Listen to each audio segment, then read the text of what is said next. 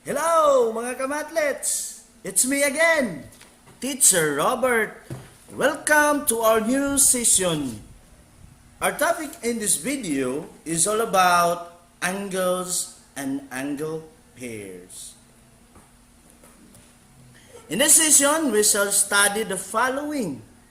First, we are going to define what is an angle. Then second, angles and their measurement. Then third, we are going to determine the pair of angles. So there are many objects around us that shows angles. For example, the clock's hands, the corner of a book, a door, and even your legs when you are standing on the floor. But what do we mean exactly by angles? Now let's define angle. An angle is a figure formed by the union of two rays with a common endpoint called vertex. So in our previous video, we have defined ray as a half line with an endpoint. So based on that illustration, we have the two rays. So namely, we can name this ray as ray AC. This second ray is ray AB. Now, when the endpoint of these two rays are connected, an angle will be formed. So, kung ang duha ka ray, kung dunay duha ka ray, tapos ang ilang endpoint mag-connect,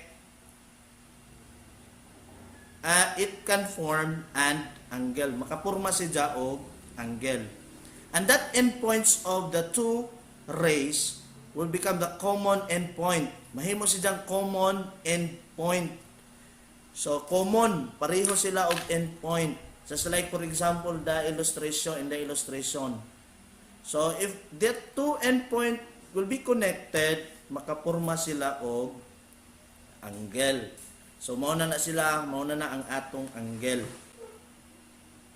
And that intersection of the two endpoint will be called as the vertex. So, mauna si Jay tawgon nga vertex kini dihil nga porsyon. And then, that ray, kanang mga ray na to, will become the side of our angles, or angle. So, mahimo siya nga side sa atong angle. Mao na siya part sa atong angle. And that distance between the two sides, kana ang distansya between the two sides, kana siya, will be called as angle measure. And that angle measure, masukod siya using, or the unit nga gamiton sa pagsukod sa angle measure is a degrees. So, degrees. Now, ang side sa atong angle has its unique name. Isa duha man siya ka side, so tawgon siya og lain sila og tawag. Ang usa tawgon og initial side, this portion. When you say initial side, stationary siya, dili siya mo rotate. Stationary, mag-maintain siya. And the second side is the terminal side. The terminal side. Ang terminal side, but pasabot ka ng terminal side, it is the side of the angle which is revolutionary or mo rotate. O rotate siya. O sana, anang mo liho, siya mo libot, mo rotate. So, tawagon siya og terminal side. And that angle of measurement, kini siyang angle of measurement, as I've said, kini siya dito nga, it is the distance between the initial side and the terminal side. Magdepende kung unsay rotation, unsay distansya sa rotation ni terminal side gikan kang initial side. So murotate gani na si terminal side, magkaanam siya ka dako ang diyang rotation, ang measurement sa angle po nato magkaanam ka dako. Kung gamay, mag-anam po ka gamay. Ana siya. An angle can be named by 3 letters. So, 3 letters, an angle kuno, nganlan siya using 3 letters. Sa 3 letters, ang duha ka point or ang duha ka letter ana gikan sa point nga naa sa ray. And then ang isa ka point mao ang gamiton nato kanang vertex. Like for example, in this figure kini, so these 3 points nga nato makita, we have point A, B, C. We can use that one as name of our angle. So we can have angle CAB. So mag-start ta diri mag-start ta sa point sa ijang ray. So dili ta mag-start sa vertex, kun dili mag-start ta diri sa, it's either mag-start ka sa C or sa B.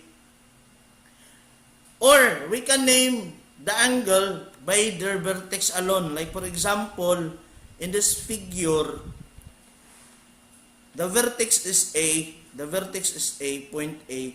Now we can name that angle as angle A.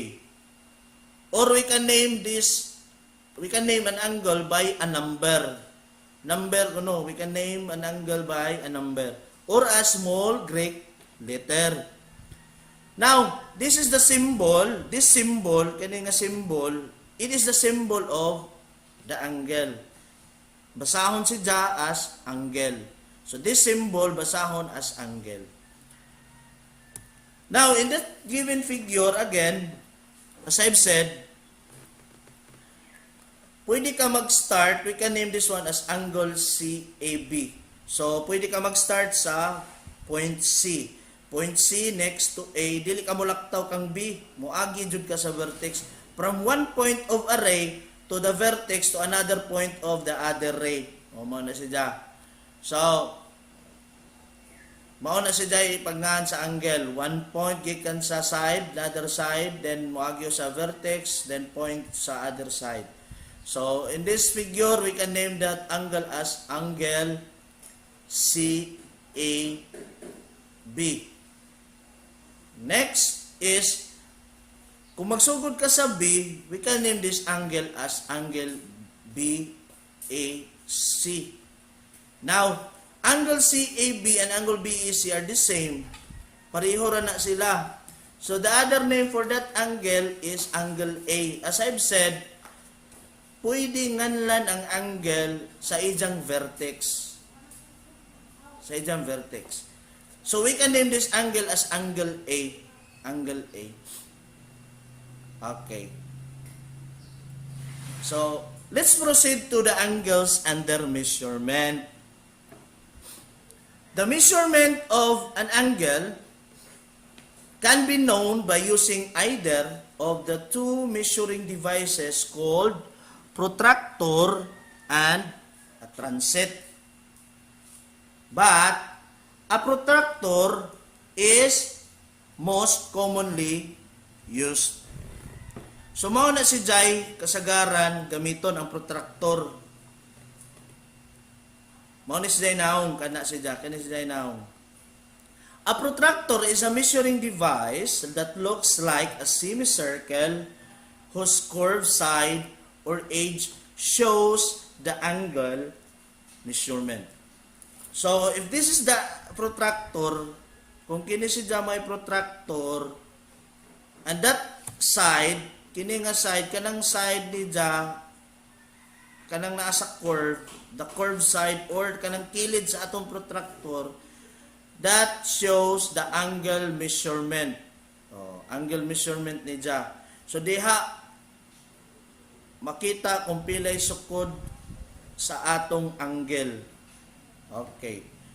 For example, in that given figure, angle, that is angle ABC or angle CBE, with the vertex B, we can measure an angle by placing the protractor on its top. So, kinahanglan, ibutan siya sa babaw.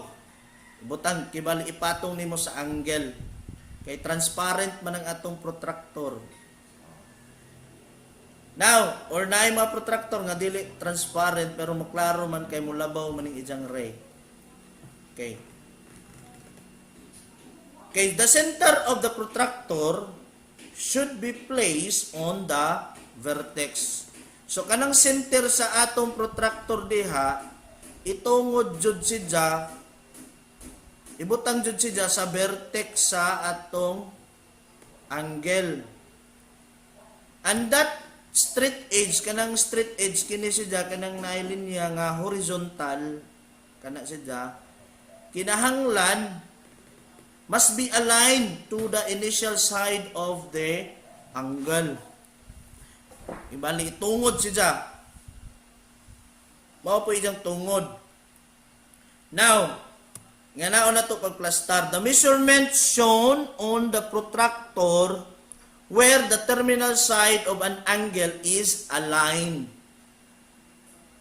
is the measurement of the given angle. Diha makita kung asa matungod si terminal side, maunay measurement sa atong angle. Like for example, in the given figure, the figure it shows the measurement of angle ABC, which is 50 degrees. Or read as 50 degrees. No? 50 degrees ni si Jana. Tungod si Ja, ang atong terminal side, kanang terminal side na to, ang atong terminal side is the ray BC man. Now, ning tungod si Ja sa 50. Now, kung atong tanawon, kung dire ka magsugod sa right side sa protractor, ang atong basihan kanang ubos nga number. Ubos nga number. Ning tungod si Ja sa ubos des 50.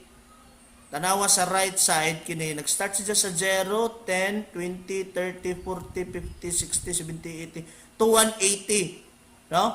Ang atong protractor it can only measures 180 degree. No? Kung magsugod po ka sa left, ang imong tan-awon kining gamay, o kining babaw, no? Kining pinakakilid jud. 0 unda agdri 180. 0 to 180. Now, mao na paggamit sa atong protractor. Again, or the measurement shown on the protractor where the terminal side of an angle is aligned is the measurement of the given angle. Kung asa matungod si terminal side at maunay sukod sa atong angle. Kay dili naman nato hilabtan sa initial side ken ana man nato ibutang sa straight edge ni kaning kian ana man itungod. Mao nang si terminal side ang mag-determine. Generally, the measurement of an angle is the amount of rotation of the terminal side from the initial side. As I've said kaganina, the measurement of an angle magdepende siya sa rotation sa terminal side gikan sa initial side. Like for example, this one, ang atong terminal side na tunong siya sa 10. Therefore, our angle ABC is 10 degrees. Oh. Kana, ning dako, ning ato siya sa 15, mao nang 15 degrees.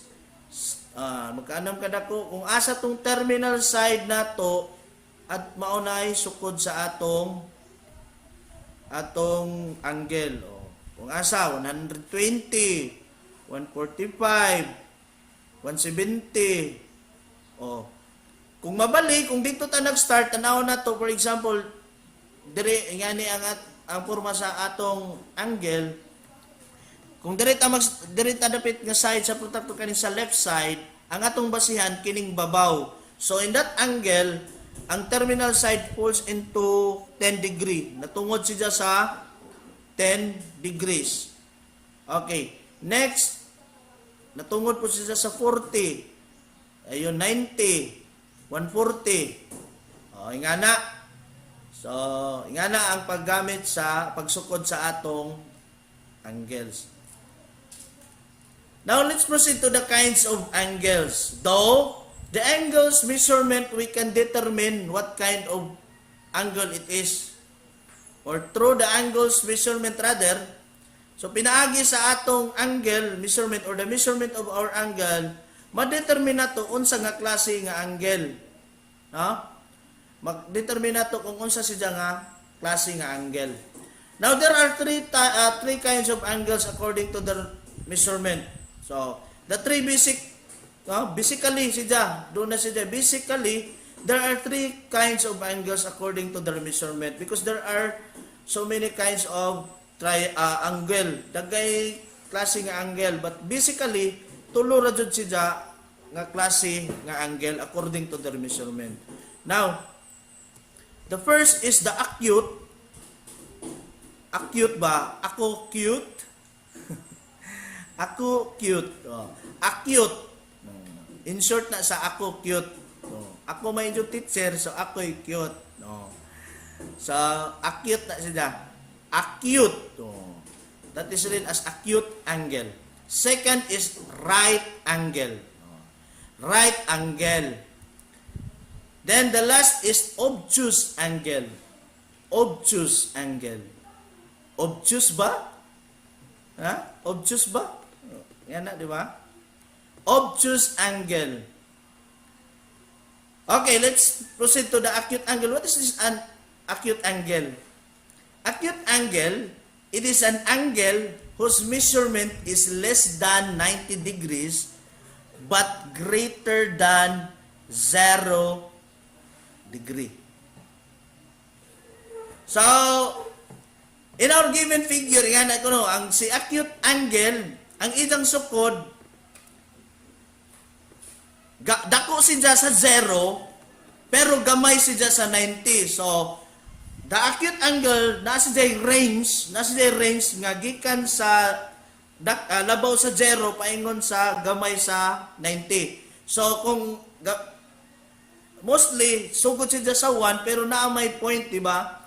Na may 0.1, 0.2, 0.1 degree, pero gamay na siya kaadyo.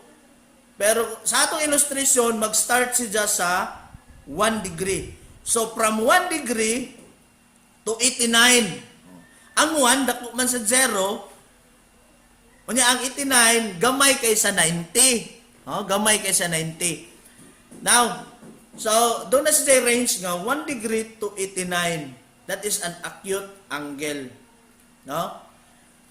Greater than 0, pero less than 90 degree. So, just like for example that one, kana siya nga figure, or kana ang mga example sa atong angle. An angle whose measurement is 1 degree to 89 degree. Mao na siya yung mga sukod. 1 to 89, that is acute. Then let's proceed to right angle. What is that right angle? Right angle is an angle whose measurement is exactly 90 degree. 90 degree jud siya. So, kung mo patong siya og 90, tawag na siya og right angle. No? Mao na siya right angle. So, no need to write the measurement. Kaya naman tayo symbol. The symbol of right angle is kanisida, kanang murag kanto. Kanto siya, kanto. Kung ato ibutang siya sa angle, kinisida yung ma-kurma. So, this is the symbol of a right angle. Kung ibutang nato sa angle, ingani na. So, makakita gali mo ingani, but pasabot, that determine that certain angle, kung nga kani nga angle is a right angle. Kung right angle siya, it measures exactly 90 degree. No need na ibutang ang number. Kini siya mag-determine nga, magpamatuod nga siya 90 degree. Okay? Next, what is an obtuse angle? Obtuse angle siya. Obtuse angle is an angle whose measurement is greater than 90 degree but less than 180. But pasabot, kung mulapas na po siya og 90, so mo 91 siya, obtuse, tawag ko na siya og obtuse. Ang ijang range, gikan sa 91, paingon sa 179. Tawgon siya og obtuse angle. Ha? Okay, mao ni siya. So, kung ang atong angle mo lapas og 90, that is obtuse. padong sila sa 179. So tanan 91, 92, 93, 94, 95, 96, 97, 98, 99, 100 up to 179 degrees. No? Kay kumuha to siya sa 180, tawag naman siya straight angle. O straight angle siya. So that is another kinds of angles, different kinds of angle na siya. But basically, because we're talking about the basic kinds of angles, so there are only three. So acute, right, and obtuse. Now let's proceed to the pair of angles. Pair of angles, o pares sa mga angle. In geometry, so like any other branches of mathematics, there are some problems where the relationship of angles is significant. So the pair of angles can be determined either by their location or measurement. So magdepende ang pares sa angle, ma-determine siya, it's either sa ilang location or sa measurement. Okay, let's proceed to the first pair of angles. We have the adjacent angle. Number one, adjacent angles. Adjacent angles are two angles that are coplanar. So when you say coplanar, they are on the same plane. So angles on the same plane. That is coplanar. Have common vertex and common side, pero wala sila common interior points. Now, in the figure, shows two angles. We have the figure.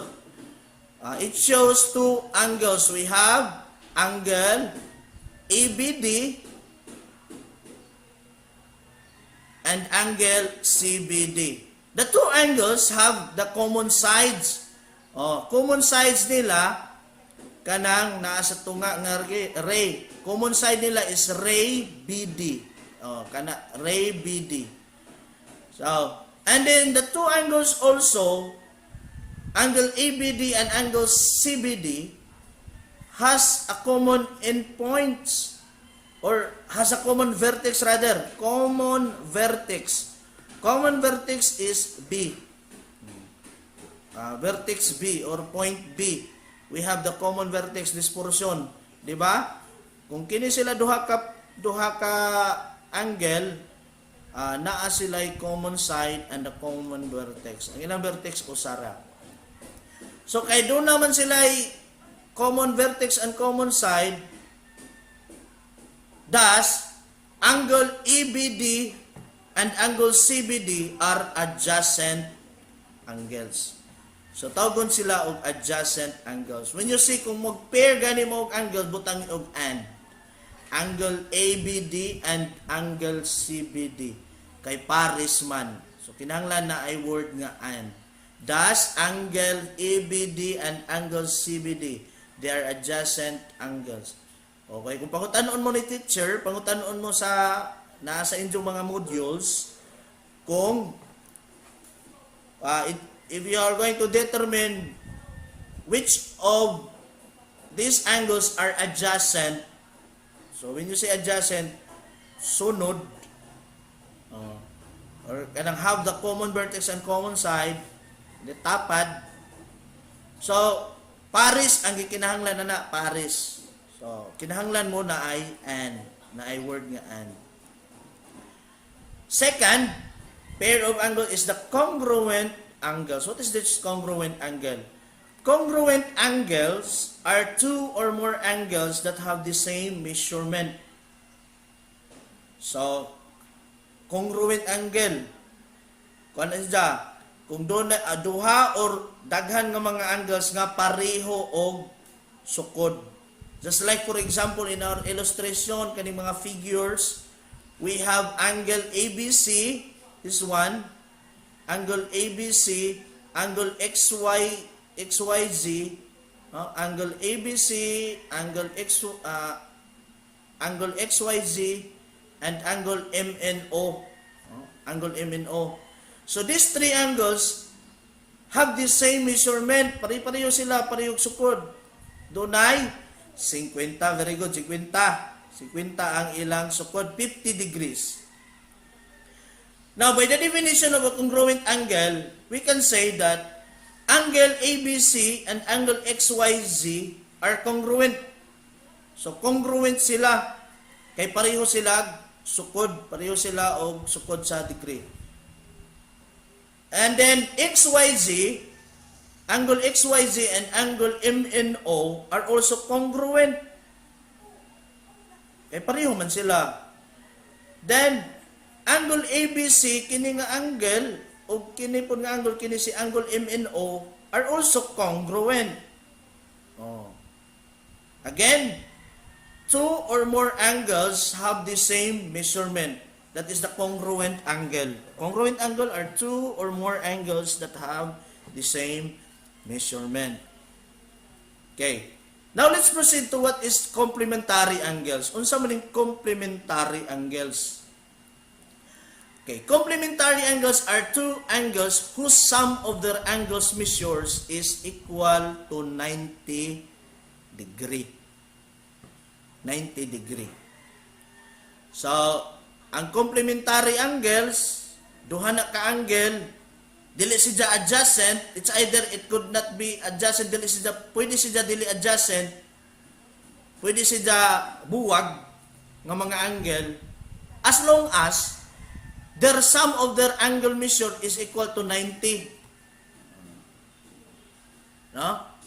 Kanang ang ilang sukod sa ilang measurement or sa ilang angle, kung atong i-plus mo, total siya og 90 degree. That is complementary angles. Duha ka angle nga kung atong i-plus ang ilang mga sukod, mo total og 90 degree. Kay kung dili mo total og 90, dili matawag og complementary angles. Kuha? Okay. In a given figure, we have angle ABC and we have angle XYZ. Now, angle ABC and XYZ, by the definition of complementary angle, kinahanglan ato na siyang i-plus. Now, kinahanglan si angle ABC, kung atong i-plus kang angle XYZ, mo total siya og 90 degree. Now, 90 degree. Now we have angle ABC is equal to 50 man siya, 50 man ang iyang sukod. Unya, plus, sa sukod ni XYZ, which is 40, 50 plus 40 is equal to 90. So, napakita sa figure, the figure shows that the total measure or the sum of the measurement of the two angles is 90 degree. So, thus, kanang duha ka angle, si angle ABC and angle XYZ, matawag siya complementary angles. Okay, kung pangutanon mo, what is the complement of 30? Ang but pasabot ana, unsa may idugang sa 30 para mahimong 60, para mahimong 90 rather, no? Excuse me. What is the complement of 30 degree? Ang tubag ana is 60 degree. Kay 60 man ang kuwang para ma 90. Kung mayong pumag, what is the complement of 45? Ang tubag pud ana is pilay kuwang. Yes, very good. 45. Then, kung pangutanon, what is the complement of 70 degrees? Kung sa tubag, 70 degree, what is the complement? Yes, very good. That is 20 degrees. So, ang complementary angle, duha na siya ka angle lagi, nga kung atong i-plus, mahimong 90. Kung pangutanon mo, kung usaray ihatag, so, mangita mo og number nga para mahimo siyang 90. Kung complementary ang gipangado.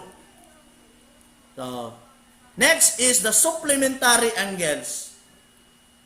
Supplementary angles, kaganina, complementary, karon supplementary, pero dili maglibog, kay kung si complementary 90 degree, si supplementary 180. So, supplementary angles are two angles whose sum of their angle measure is equal to 180 degree.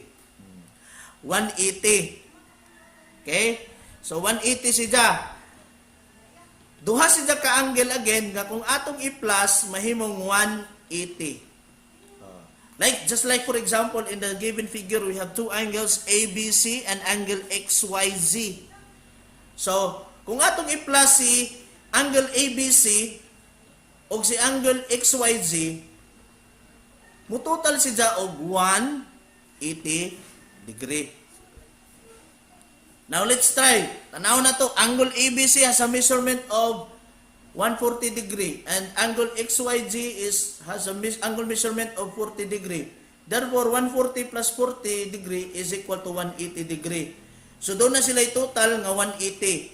So, makaingon ta nga si angle ABC and angle XYZ are supplementary angles. Kuha, kaganina, kung ang duha ka angle mutotal og 90, tawgon siya og complementary. Karon, kung ang duha ka angle, kung atong i-plus ang ilang mga sukod or ang angle measurement, kung mutotal og 180, tawgon siya og supplementary angle. Di ba? Ang ligas nila ang total. Ang complementary, ang total ni 90, ang supplementary 180. Okay. Next is linear pair. What is this linear pair? Sa maning linear pair? Linear pair, it is a pair of angle whose both adjacent and supplementary. Si linear pair, pares ni sila sa angle nga diin adjacent, ang duha ka angle is adjacent og supplementary. When you say adjacent, doon ay common side o common vertex. When you say supplementary, mutotal siya og 180. Kinahanglan, kaganina si supplementary angle, bahalag dili siya adjacent, basta mutotal siya og 180, okay na, supplementary ang tawag. Pero si linear pair, dili siya matawag og linear pair kung dili siya adjacent. Kung supplementary na siya, dili siya adjacent, dili siya matawag linear pair. Pero kung adjacent siya, dili siya supplementary, dili pun matawag og linear pair. Kinahanglan, mamit na to ang duha ka kondisyon. Kinahanglan, ang duha ka angle na to adjacent, o supplementary. Now, in the given figure, we have, kanang nga figure, we have angle ABC and angle DBC. Okay. Angle DBC, atong tanawon kung supplementary ba o adjacent ba sila, angle ABC and angle DBC has a common side. We have ray BC. No? Common side, doon na sila yung common side. They have also a common vertex. Nga B. Thus, angle ABC and angle DBC are adjacent. So, adjacent sila. So, okay na. Adjacent na ka na nga figure. Kang duha ka angle, adjacent. Check na ta sa adjacent. Now, atong i-check kung supplementary ba ng duha ka angle. Supplementary. So, atong i-check, atong i-plus ang ilang duha ka angle measurement. We are going to add, or we are going to get the sum of their angle measurement. Now, we have angle ABC, which is 140, and angle DBC, which is 40. No? So, 140 plus 40 is equal to 180 degrees. So, thus, angle ABC and angle XYZ are supplementary angles. Supplementary angles sila. So, kay na base naman, nakuha naman nato nga si angle ABC o angle DBC are adjacent. So, since the two angles are adjacent and supplementary, thus, we can conclude that angle ABC and angle DBC are linear pair. Matawag siya og linear pair. Next, what is the vertical angles? Vertical angles. So vertical angles are angles that are opposite to each other and are formed by two intersecting lines. So sinta ko no nga ka-angle mapurma when the two lines intersect, mapurma. Ang kalainan ni vertical angle kay si vertical angle dili siya adjacent. Tawgon siya og non-adjacent. When two lines intersect, it can form four angles. Unya sa 4 in the given figure, figure shows line L. We have the two lines that intersect. Line L and line M. So si line L o si line M intersect at point A. Point A. Now, when they intersect, they create or they form four angles. So the two intersecting lines form four angles, namely angle 1, angle 2, angle 3, and angle 4. Angle 4, upat ka angle. So tanawan ninyo ang ngalan sa atong angle, number na. Kaganina, letter man to no. As I've said, pwede manganlan ang atong angle. We can name the angle by a number. So we have angle 1, angle 2, angle 3, angle 4. So masadyon siya. Okay. So angle 1, based on that given figure, kanang illustration, we could say that angle 1 is opposite to angle 3. Si angle 1 opposite si angle 3. Unja si angle 2 opposite po niya si angle 4. Now when you see opposite side sa atong figure is non-adjacent siya, opposite siya. Non-adjacent. Kung pasabot, dili siya tapad, dili siya sunod at bang. Now, angle 1 is opposite to angle 3 and angle 2 is opposite to angle 4.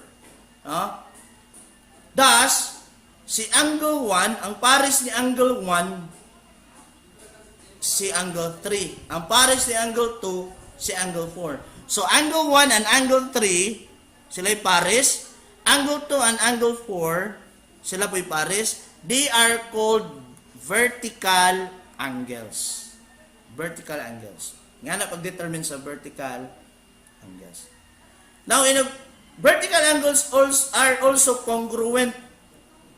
Kung yung kaog vertical angle, when you say to their measurement po, kung measurement po ang pag-uusapan,